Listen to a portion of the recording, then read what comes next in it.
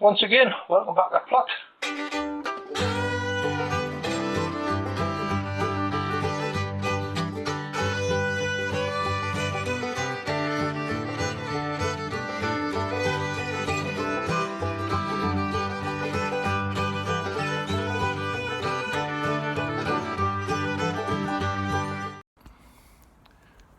Right, well, good morning everybody. Once again, welcome back to Plot. I know it's been a few weeks since I made the last video, but here you go. You know me.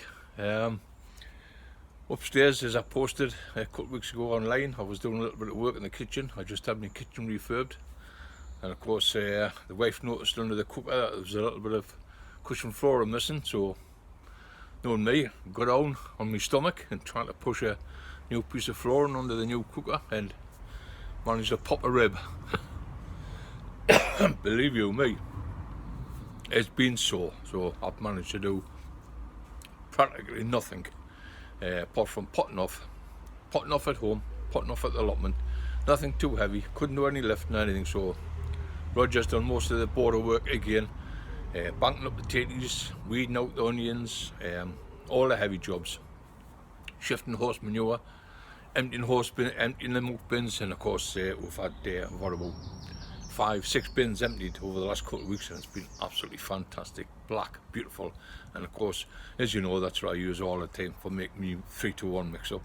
Everything gets put in that, and but unfortunately the way the weather's been, it's been absolutely rubbish up here in the northeast. I know the rest of the country's suffered, but it's been absolutely garbage up here. It's been cold, it's been wet, it's been windy. Today they were just getting a little bit of sunshine. I think I was talking to one of my neighbours the other day, and I think we've counted 2 days where we could walk out of here with just a shirt on. It's just absolutely unbelievable for this time of the year. Middle of June now. We've got a couple of days left before one of our longest night, the solstice, and we've had no summer yet. But today it's looking a little bit more promising. So I've decided to get out, and I feel a little bit better today. I know I'm still aching and still hurts to laugh, so I keep my humour to myself. But you know where I am. I'm out the back, I'm in my back garden, out the back of it, and this grapevine's just been left there to run riot over the last couple of months. And of course they love the wet weather. It's the same as a few crops up the garden for rhubarb. The rhubarb's just been grown way in excess of what we normally get. Beautiful, plenty of wet weather, and of course as well as getting some fantastic crumbles off the wife, I keep the leaves, and the leaves are one of the most important things for me, because I make my own spray, my own pest deterrent, or that's what I like to call it. I just take the leaves off, crunch them up, put them in a pan, litre of water, boil them down,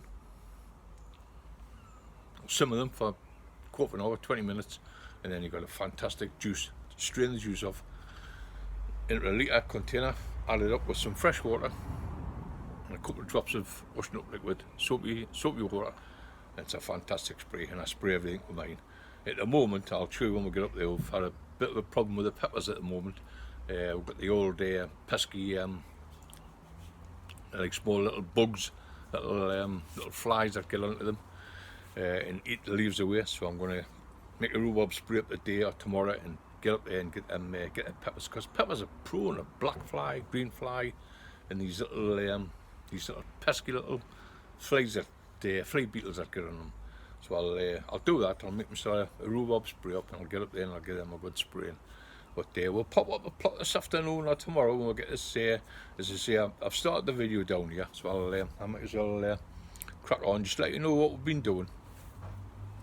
But crops have been a little bit poor this year compared to normal years, and of course everybody's the same, lack of sunshine. Tomatoes, not too bad, they're growing away. What I did at the end of the last video, I was taking cuttings. I grow the Akron tomatoes from seed. I only got about 10 in a packet, but an expensive seed, F1 variety, but I was determined to give it a go. And of course I took the side shoots off, because I planted the seed early. I never, as a rule, I don't plant my tomato seeds till the middle of March, end of March, but I planted them really early, beginning of March, and I had some nice strong plants growing. And it's, of course, just let them grow, and there's some nice suckers in them, which side shoots we call them suckers up here. I took them off, rooted them off into little peat pots. Lo and behold, they're rooted. Just kept them in a propagator, just an unheated propagator. Just kept spraying them, tepid water every day. And I've got some fantastic little, and I potted them off and they were marvellous little plants. Give them away. So it just goes to prove, it's something I've learned this year, you can't take cuttings from an F1 variety and get the same as what you will from the parent plant. I know when you keep the seed, the seed will not run through the seed. The seed will not run through to parentage. Let's say with it being an F1, you'll end up with a mongrel. You might get a decent crop, but it'll be a mongrel tomato. It'll not be exactly the same as a parent plant. So that's something I've learned this year. As I say, I've been gardening for 50, 60 years, and I like to try something different every year. And that's just one of the things. So if I send away for an F1 seed, I know I can take cuttings from it and I'll get it just as good a plant as a parent plant the same year, and they'll be a lot cheaper than what they're on in the catalogues. Right, so let's crack on. But this is my grapevine out the back, you know that. It's only 3 year old. Last year I let it grow. I got about 6 bunches. 5 went to the blackbird, 1 went to me, if you remember. But there's loads of bunches on, and I've been cutting it back. I've got a few top side shoots here that I'm leaving, and what I'm doing with the pergola I've built here, the frame, I'm crossing over and I'm letting them grow across. I've got the main one running along the top here, which will get right to this end, and hopefully by next year the whole lot will be festooned with grapes.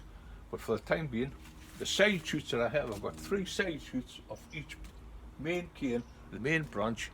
I've got 3 side shoots and 1 along the top. As I say, the top one's starting to sprout off, so I'm getting side shoots off there and all. And what I like to do is, when you find where there's a nice long one there, and there's a nice bunch of grapes just at the back there. So I'll go from that bunch of grapes. I know it's facing against the wall. I will try and get it, tease it out later on. I'll go from that bunch of grapes up to that leaf there and cut it away. And quite an easy job to do. There's another one there, that's right from the bottom, that one, that's running right way up there. So I'll go down to the bottom there, there's a tiny little bunch of grapes on there, but I'm not bothered about what because it's too small. So I'm going to cut it right out, 1 leaf just past the cane. That's the whole, and as you can see, it's just a tiny little immature bunch of grapes, which I'm leaving off. But we've got a few bunches on there. There's another one there from the bottom. No grapes on there, so I'll go right to the bottom, just 1 leaf, leave it on, and that's what I like to do, work my way through. There's another one there, there's a lovely bunch on there, so I'll leave that bunch on, up the next leaf, and cut it off by there. There we have it. It's such an easy job to do, just work your way through it, cutting them down. This side is nice and neat, nice and trimmed. If you look at that side, that's the side I've still got to do. It's an easy enough job to do, and keep them well fed, well watered. I know it seems to be in a small box, but I've got plenty of nice big holes in the bottom, and the roots now will be permeating through that box and into the bottom soil, so they're getting well watered. I've got a bit of a sloping ground on here where the green grass is. Water runs down, so no doubt it's getting plenty of water. And of course I come with a watering can every other day and get a good soaking. But it's grown really well for year 3. Fantastic. I'm over the moon with it. Growing great. Down on the bottom there we've got a fig tree that's grown. I'm hoping to get a crop for this year. And what I did do, I brought some rhubarb crowns from the garden and I planted them down the bottom there, and they're romping away. Massive. So next year we'll be pulling more rhubarb back from the back garden. We've got a red currant, a black currant, a loganberry, so we've got quite a bit of fruit here. We're building it up slowly but surely. But what I want to do up the plot this afternoon, one of the main things to do is we've had some great, the peaches have been absolutely marvellous. The rhubarb's been great, with strawberries it wasn't so good. But if you remember last year I was a bit poorly at the back end of the year with pneumonia. And I never got as much work done as what I should have. And what we did with strawberries, all we did was we knocked them out the baskets and repotted them into pots, into 12-inch pots, put a bit of fresh compost and just left them. And of course, with strawberries in pots, you've really got to look after them. You've got a good feeding program, a good spraying program, and just really look after them, which they never got last year. We've got a small crop of them this year, some nice strawberries, but not a great deal. So my main job for this video is to show how we're going to start a new crop for next year, make sure we've got some fantastic nice young plants. We've got some nice runners on there, so I want to look after them. What I've done, I've brought them out of the polytunnel and I put them on top of the muck bins. I'm going to build a little shelf on there and set them on there. They're outside in the sunshine. All you've got to do is make sure you keep them well watered. Now I always like to take my runners from the pots, and you can't, a lot of people just plant the strawberries in beds. Fair enough, I know that. But what happens with the runners is they shoot out all over different places, and they root at different points and different times. So what you have small, medium and little plants growing away. So what I like to do is I like to put root mine off in pots, so all mine are exactly the same size. If that makes sense to you. I like them have them all uniform, so when I pot them up at different stages, they're all going to be exactly the same. As I say, there's nothing wrong with taking your rooted cuttings from the garden. If you've got a little patch out of the garden with strawberry, and it'll just wind away and it'll make its own way. It'll send its own little leaders down its own and root them away. But as I say, they'll come up at different sizes. But with me, I like to do them in the pot. I'll show you when we get up there. We'll get started. I'll show you the peach tree and what else we've been doing up there, some bits and bobs. We haven't getting any maintenance work done this year. There's quite a few jobs up there that need doing, but I'm going to wait until after the summer, and when it quiets down a little bit, and hopefully get stuck into the maintenance, do a little bit of repair jobs to the tunnels.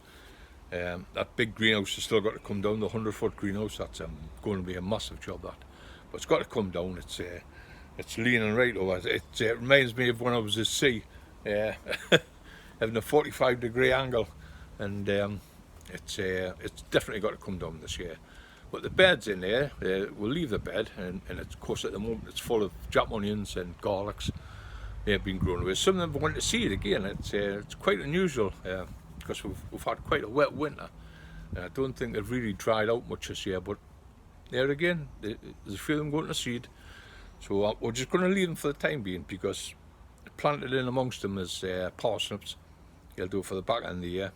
And we had carrots, but I think the birds are getting in and just feasted on them. But we've lost a few crops over the beginning of the year. Our cabbages were eaten away by the wood pigeons. That was all down to me, schoolboy error. As I say, I wasn't feeling too well that week when I planted it. The brassicas needed to be planted out, and they were massive. They were lovely, strong plants. Of course, I got the 4 rows all planted out: cabbage, collie, sprout, and I never had the frame set up, which we normally do. So I thought, well, I'll come back the next day and do it. Schoolboy error. Come back next day, whack, the lot was gone. Pigeons had a little right party. So I managed to put a few winter cabbage in and a few more spring cabbage. I put them in, and they'll do it for over the summer. But as for the sprouts, well, I like to send away for my sprouts. I use Maximus every year. I send away to King seeds for them, but I haven't bothered. We'll just miss them for this year. I know we like our sprouts for Christmas Day and that, and fresh from the garden, you can't beat them. But we'll take our losses with our gains this year. We're not going to stress out too much. But that's my main job for this first video. It's just to say hello to everybody. I know we've had a few new members over the last few weeks, people wanting to join. Don't forget, I'm still on my Facebook page. I've still got my Facebook page going. It's Jeff Foreman on the Plot. If you want to get over and have a word with me, I'm on most nights on a computer. Just send them a friend's request, and we'll sign you up. It's a private group, not like the old one, because we had so much trouble with spammers last year. I've got loads on. And of course, we've been just an open group, and so I've had to change that to a private group, which it is now. So put the word around. Any of the people that were on my old address, I did put a note up saying I was changing it to a private group, which I am now. But send my friends request on my Facebook page, as long as we know who you are and what you're up to, what you like doing, and we'll get you signed up on our page, and you can week by week. As I say, it's got to be 6-7 weeks since I made a video. I know I've been I've been 4 weeks now with this with a rib, because I was 3 weeks upstairs doing the kitchen, getting all that day converted, so I never had really much time. And then the final straw was when I popped the rib. It'd been really sore, but hopefully I'm back outside now and I'm getting started. I'm just doing little jobs, little bits and pieces to get myself pulled round. Well, early teas, we've been eating them for about 4 or 5 weeks now. I think we started around about the middle of May, digging them up out of the buckets.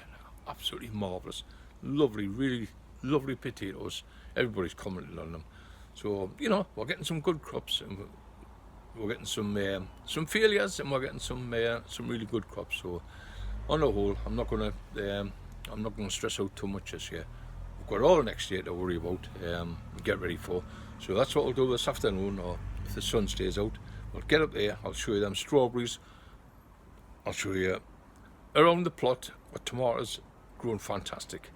No red ones yet. There's a little orange one in there, and it's just starting to turn. So I'm hoping by the weekend, if I get a couple of hours of sunshine, I might just pop it off, and that'll be my first one. I always look forward to that. First tomato. These ones from the supermarket. It's absolutely crap. I never bother with them. Too hard, tasteless. So I always look forward to a nice tomato from your own greenhouse. I know how it's been grown, I know what it's been grown in, what I've sprayed on it, what I haven't sprayed on it. So it's all good to me. Anyway, we'll get up while the sun's still out, and we'll finish the video up there, and we'll let you know how we're going to get on with these strawberries. Okay, see you all soon. Okay, right. Good afternoon, everybody. Once again, welcome back to the plot. I managed to get up here this afternoon. It's been absolutely scorching this morning. I was up first thing, 5:45 this morning, opening the polytunnels up. Me and Roger always like to come up early with Saturday morning, and then I normally come back with Saturday afternoon when it gets a bit cooler and the sun starts going down. But it's still baking hot up here. It's 85 degrees in them polytunnels, and it's far too hot for me to be working in. So I keep out of them. Fortunately, we do a bit of water in the morning, and then it saves us. If I do come back with a take them when it's a bit cooler, I can always drop more water on then. But we like to give them a good soaking in the morning, and then it carries them right forward through the day. But we'll have a little look around the plot anyway while we're here. These are 3 Black Russian tomatoes I've got here that I got given off one lad. I've got 5 varieties of my own, but you know me, I can't resist. I give plants away and I get plants back in return. There's 3 banana and 3 Black Russian. Over the back end there, we've got peppers growing away nicely. There's a couple of comments online last night. A lady had put her peppers in the garden and they were struggling, really struggling. Peppers are prone to disease. I like to grow mine in pots. If I do grow them in the polytunnel, they go inside and they go in the border. I have had some good success with them, but on the whole, I like to grow them in pots so I can move them around and keep checking them and give them a good spray when necessary. As I mentioned at the beginning of the programme, an onion, a rhubarb spray. Bake the leaves up, boil the leaves down with a bit water, nice and mushy. Strain them off and add it to your litre spray or whatever you're using, or whatever amount you're using, and just top them up with fresh water and add a couple of drops of washing up liquid, and it makes a fantastic spray. I spray everything with mine. We've been pulling rhubarb up for the last couple of days, the last few weeks, and there's been some. I'll show you one we'll knock off at the end of this video. I transferred some of the crowns. I split the first 2. I split the first 2 or 3 crowns in there in the rhubarb bed. That's the one over there. That's the main one. I've been trying to get that one cut out for about 5 years now, since I had my first accident, but I still haven't gotten around to it. So what I did do, I dug the first 2 crowns up, split them around the sides, kept all the good bits, and transferred them to a new bed over there, and they're absolutely magic. Nice big thick stalks. Now there's a rule when I break a crown up, I don't crop from it the first year. Well, that's what I tell you not to do. But judging by that rule over there, I'm going to have a few pieces of that and then let it die back. And of course, here's our peppers here. Nice and green, nice and healthy. Absolutely first class. They've got plenty of flowers on them. What I haven't done with these ones, I haven't stopped them.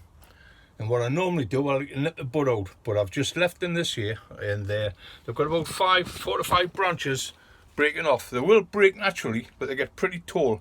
And what I like to do is, when they're small, is stop them then.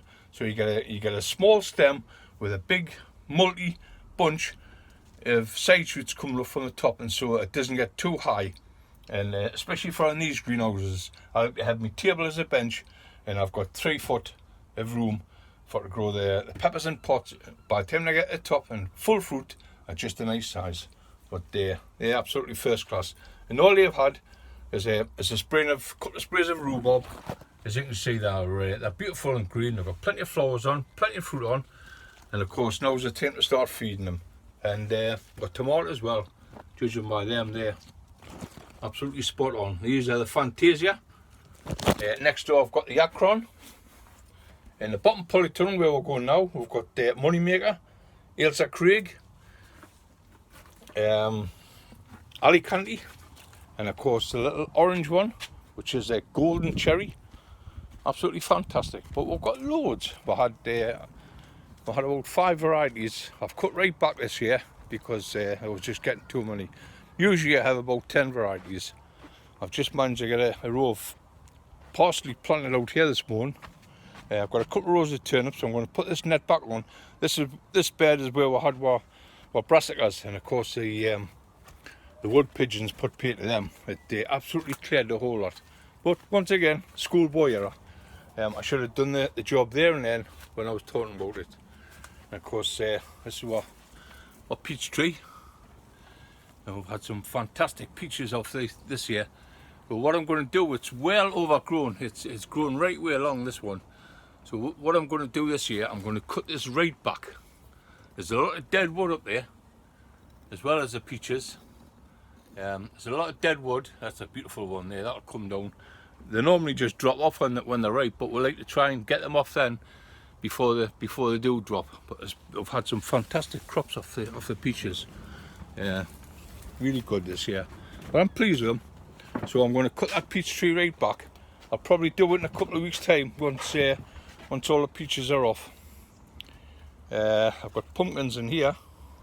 Never grew pumpkins for quite a while, but I've got a free packet, and knowing me, I don't like to waste anything. So I've stuck the pumpkins in, and they're growing away really well. Now in the bottom polytunnel here, this is our main crop tomatoes. When I get through the spider's webs, this is the new grapevine. This is a black seedless variety, and it's not doing too bad. It's absolutely rumped with. There's some fantastic bunches of grapes on there, and this is a seedless variety. This is the brand new variety. It's only 3-year-old, this grapevine. And what I've done, I've let 1 leader, like I say, 1 leader grow along here. There's just one main stem. Now down here at the base, there's about 5 or 6 side shoots. Now I do this every year. I let about 5 or 6 side shoots grow away. Even if they've got a bunch of grapes on them, I just let them go. And then what I do is I cut these off at the end of the year, and I use these for cuttings. Once again, schoolboy error. When I was poorly a couple of weeks ago, the grapevines I had taken last year, I took them up and I left them in the melon house right in the corner where I hadn't noticed them.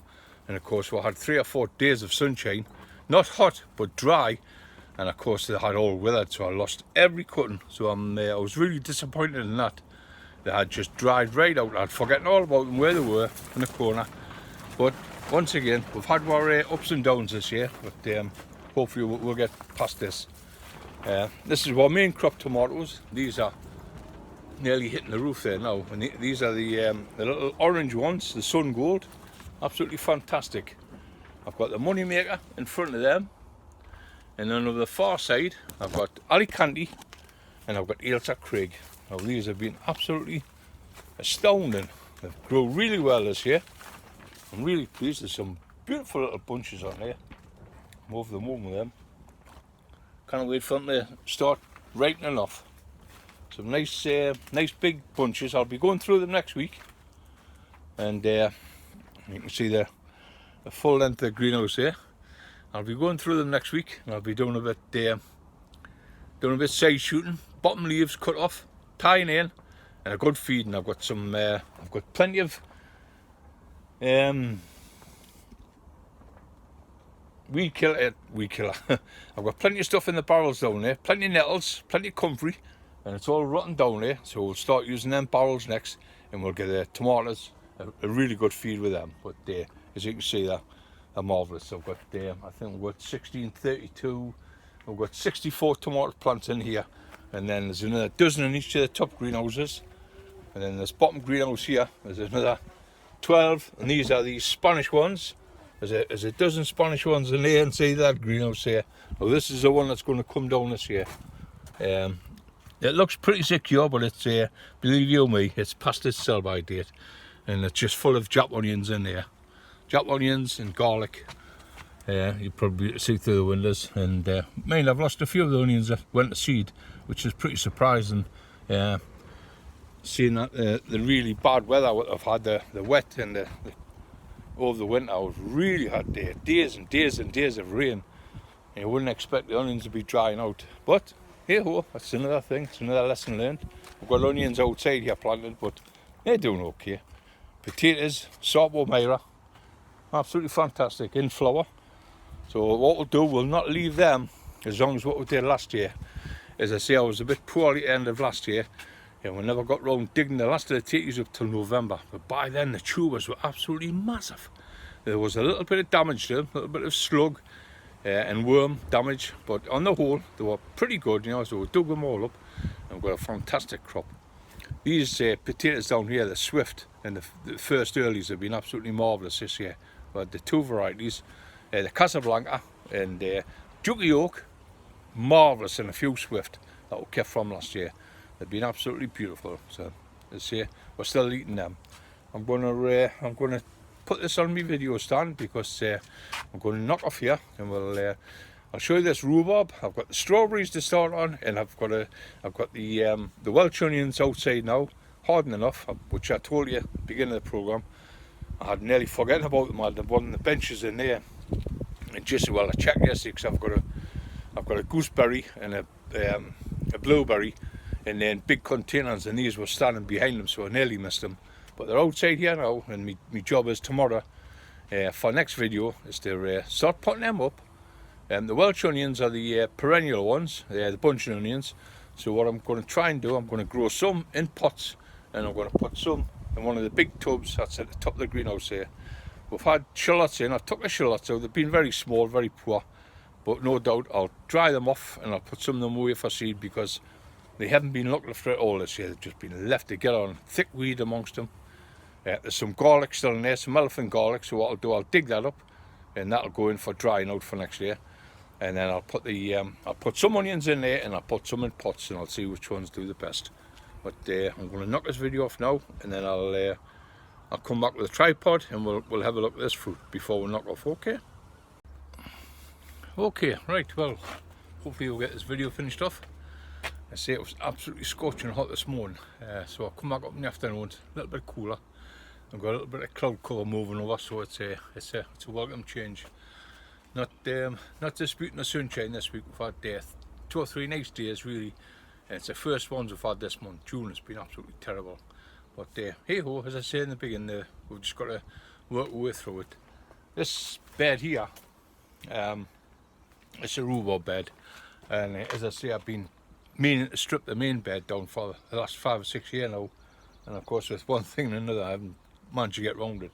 So the beginning of the year, what I did, I took 2 of the first clumps up from the beginning of the bed and divided them up. As I say, rhubarb grows and grows and grows, and of course eventually the centre of the rhubarb crown will rot away, and you tend to get it grown from round the outsides.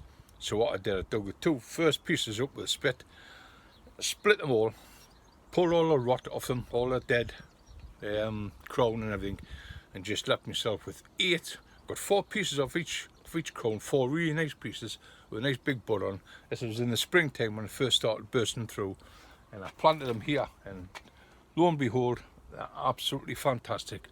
So it just goes to show you, transplanting your rhubarb after a few giving it some fresh ground. Absolutely marvellous. It's first class. Rule of thumb, when you divide your rhubarb, you're not supposed to take it for the first year. But looking at that, I'm sorely tempted to let them sticks get a little bit thicker and pull a couple off. There's some absolutely beauties amongst them. Of course, it's a nice bit of land that was here. We haven't used it for a couple of years. We had a few cabbages and onions in it over the years.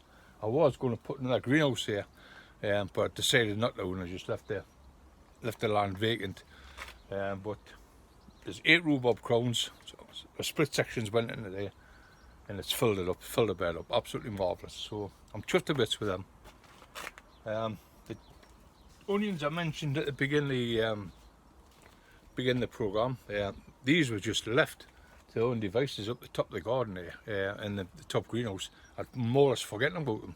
And these are the Welsh onions, the perennial, the bunching onions. So they're grown away really well.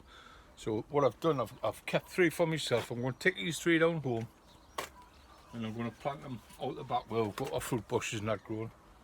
And these are the ones I've just potted up into a nice big deep pot. You know, they'll stop in these pots for us as long as we want, and then I can always transplant when we get space in the other greenhouses later on in the year.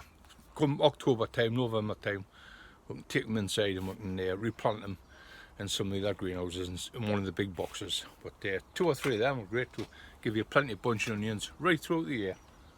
So it was worthwhile growing them. It was just a trial grow to see how they come, and are fantastic. I'm always, I have given them a good feed of nitrogen yesterday. The nettle juice, the tank's just there, my stinky barrel. I give it a good stirring, and it's had a little bit of feed, extra feed, a few bits of nettle leaf popped into it over a couple of weeks, and just keep stirring it and stirring it. And it's absolutely honking, but it's beautiful stuff, and that's what they got yesterday. High nitrogen for your nettles, and it's free in the garden. Right, so that's them out the way, and of course this is another project this year that we've really didn't get off the ground. Was strawberries. We'll normally have a fantastic crop of strawberries, but with health and one thing or another and the weather, we didn't get round to it. So what I'm going to do this week, we've chosen 2-3 plants that are throwing out most of the runners. We checked the runners over, they're nice and healthy. So what I did, same thing with these, I gave them a good feed of nitrogen yesterday, really soaking them, and they perked them up to no end, and they've got some fantastic runners on them. So what we're going to do, we're going to start from scratch with these. At the beginning of the next video, we'll come up, we'll get some pots filled, some nice compost. My 3-2-1 mix is ideal for this. We'll line them out on the bench here, and then we'll peg all the runners down. As I mentioned before, if you're just growing them in beds at home in the land, the runners will just run out and root wherever they want to. But doing it that way, you normally get runners coming up at different times, and you get different sized plants. Doing it this way, each one of them will be exactly the same as the parent plant, and they'll all come up exactly the same size. That's why I like to grow mine in the pots. But there's no harm in rooting your strawberries in the garden. Like I say, just let them go, and the runners will find their own way. They'll dig themselves in, and you'll get a new strawberry plant within a few weeks of them popping their roots down.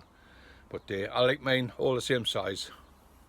So as I say, we'll root them off, nice fresh compost, and we'll get some first class plants for next year. Now, I had a spraying program this year for them. I've had a little bit of rhubarb juice every now and again, but the feeding and that we normally do, that went out the window because we've just had that much to try and concentrate, get themselves put right. The greenhouses have been fantastic. The peppers and that's grown well. The tomatoes are grown well, cucumbers, everything. Potatoes, we've had some great crops of fruit. So, you know, on the whole, we can't complain. I know it's been a rubbish year, the weather, but we're just going to muddle on and see how we can get ourselves pulled round. As I say, it must have been 6 weeks since I made a video, and a lot's happened over them last 6 weeks. But you've been carry on planting. Those of you who are still watching the show, keep an eye on our programmes. We haven't missed out too much this year, but what we'll do next year, we'll make a full calendar again. We'll start right from the beginning. Well, normally our calendar starts in November when we're getting the greenhouses and that ready for the following year. We'll get my Jap onions in, we'll get my garlics in, we'll get spring cabbage. I'll be sowing them, actually I'll be sowing them next month. I like to sow mine end of July, beginning of August. Spring cabbage, winter cabbage, I've got some winter cabbage in there. Just sown them this weekend, they're in. So we'll be putting them off in a couple of weeks time. And we'll get some first class winter cabbage for November, December time. But I'm usually sowing right throughout the year, you know, so we'll try and keep on top of it this year and let you know what we're doing. We're going to make a few changes to the polytunnels. We've got them to repair. Repairs have just went out the window this year and last year. We had a load of repairs to do, but we just haven't had the chance or the strength to get them done. So I've got a few jobs to do in the summertime, and that's what I'll be spending most of my time on up here, just repairing what we've got. Got a few fence repairs not to do, some shed repairs and whatnot, but we'll get on top of it eventually. But as I say, I wanted to get this video off so you know we're still here, we're still on the plot, and although we haven't been as healthy as what we normally are, we're getting back. We're starting to make a full comeback, so hopefully we'll be making a video every week or every fortnight in the coming months, and like I say, we'll try and get a full program going for next year. But keep on watching. If you want to get in touch with me, you can catch me on the plot on my Facebook page. You know where it is, Jeff Foreman on the plot. It's now a private group because I had that much trouble last year with spammers and people getting onto the site that they just wanted to wreck the community. Is what I normally do. Some right idiots out there, proper idiots, and all these spammers, you know, I tell them to their face, they're just absolute idiots, crackerjacks. Nothing better else to do, sit on a computer and wreck other people's work. But hey ho, it's now a private group, so if you want to join up, send a friend's request on to Jeff Foreman on the plot, and we'll get you signed up. So until next week, we'll start off with the fruit. I'll let you know how the Welsh onions are doing. We'll keep an eye on them. The strawberries will start on this week. I've got a mix made up already, and we'll start running them off, and we'll see what else is going in the greenhouses. But for the time being, we'll get this video online, and we'll see you all again in a week's time. Okay, bye for now.